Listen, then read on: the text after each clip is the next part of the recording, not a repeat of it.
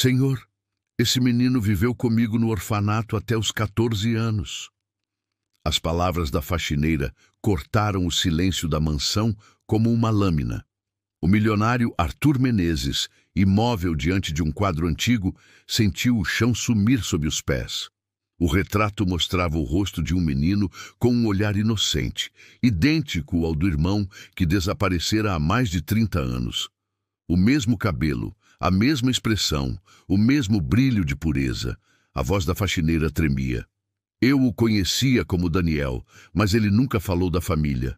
O ar ficou denso, pesado, como se o passado tivesse voltado para respirar dentro daquelas paredes.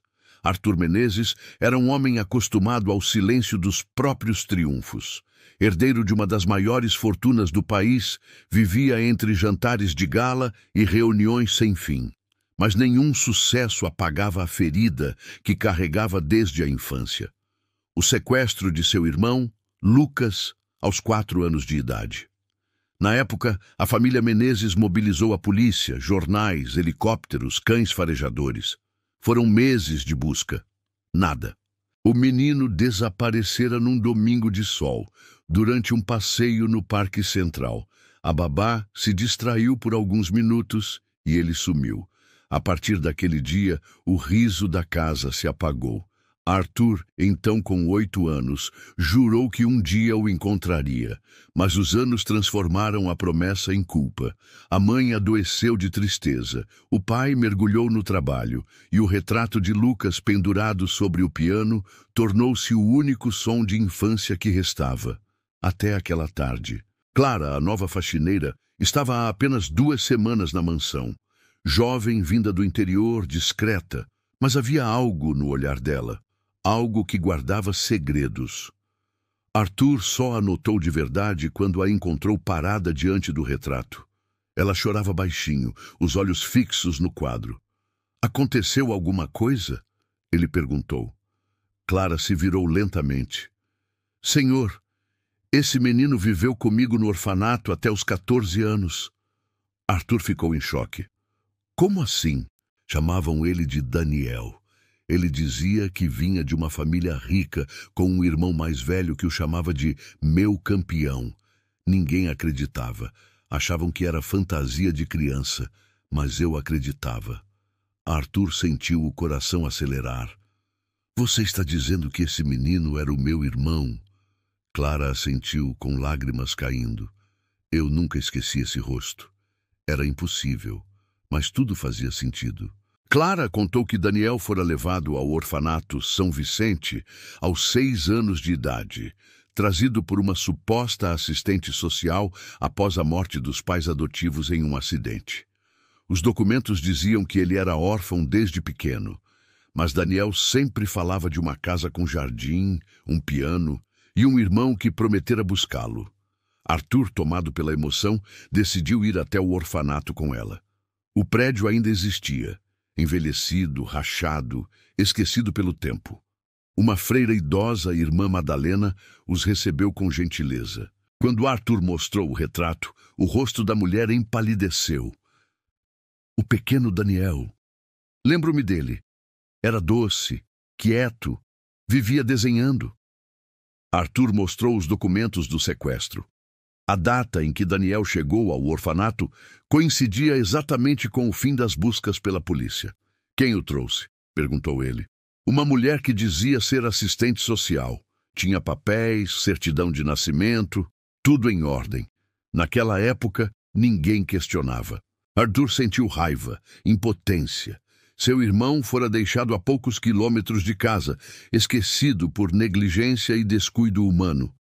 Mas então a freira mencionou algo que gelou o sangue de Arthur. Antes de fugir, Daniel deixou um desenho. Disse que, se um dia fosse encontrado, saberiam quem ele era. A freira trouxe uma pasta antiga. Dentro, um papel amarelado com o desenho de uma casa, um piano e 2 meninos de mãos dadas. No canto, em letras trêmulas, eu sou Lucas Menezes. Um dia meu irmão vai me achar. Arthur caiu de joelhos, chorando. Clara o acompanhou em lágrimas. Ele sempre dizia isso, sussurrou ela. De volta à mansão, O desenho foi colocado ao lado do retrato. A semelhança era indiscutível. Agora só faltava uma coisa: descobrir o que aconteceu com Daniel depois da fuga. Arthur contratou investigadores, vasculhou arquivos, cruzou registros, revisitou abrigos, até que um nome surgiu: Daniel Lucas Menezes, internado aos 17 anos, ferido em uma estrada. Arthur viajou imediatamente.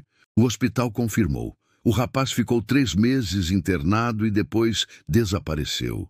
Nos registros havia uma foto antiga, o mesmo olhar, o mesmo semblante. Clara, emocionada, murmurou: "Eu o procurei por anos, mas nunca tive coragem de contar a ninguém."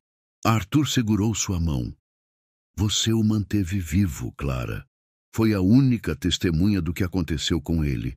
Ela sorriu entre lágrimas. "Ele me ensinou o que é esperança." Dias depois, um dos investigadores ligou. "Senhor Menezes, encontramos algo. Um registro médico de 2012.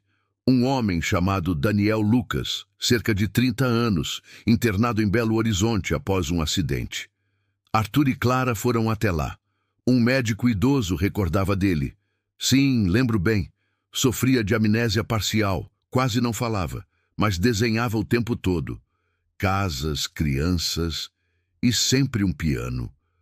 O médico abriu uma gaveta e retirou uma pasta antiga. Dentro, um desenho. 2 meninos de mãos dadas diante de um piano.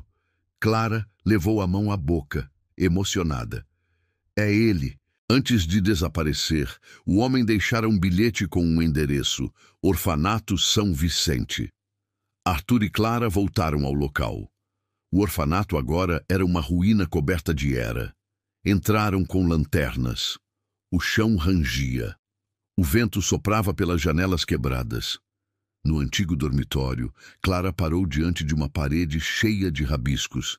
Entre eles, um desenho em carvão, uma casa, um piano e a frase: "Voltei, mas ninguém me esperava." Clara começou a chorar.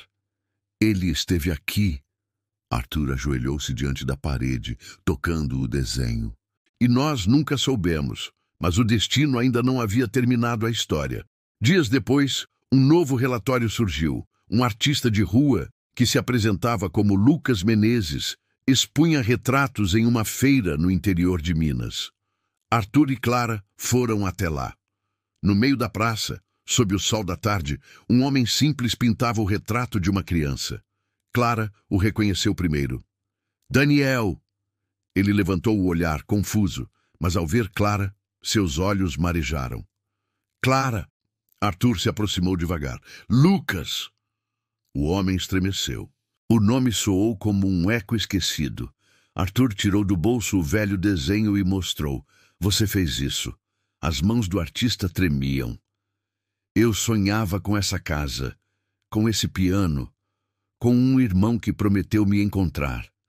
Arthur o abraçou com força. "Eu nunca desisti de você." A feira inteira parou. 2 homens chorando, se abraçando, tentando recuperar uma vida inteira perdida.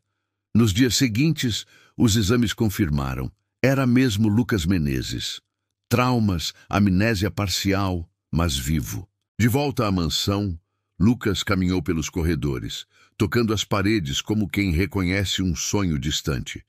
Parou diante do piano e sussurrou: "Eu achei que vocês tinham me esquecido."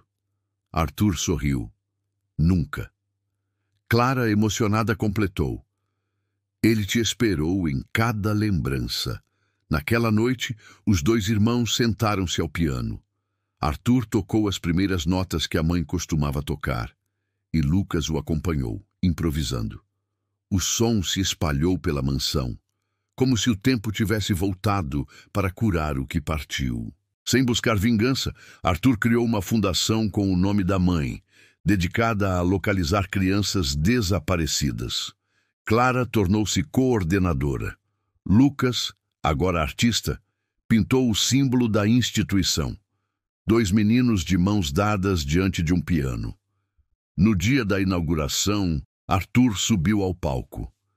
"Esta história começou com uma promessa", disse ele. Um irmão prometeu encontrar o outro. E uma mulher de coração puro manteve viva a lembrança do que o mundo tentou apagar. Lucas o abraçou. O amor nos encontrou, Arthur, mesmo depois de tudo. Clara olhou o retrato pendurado na parede, o mesmo que dera início a tudo. Agora, o menino parecia sorrir, porque o tempo pode apagar rostos, mas nunca apaga o amor que insiste em lembrar.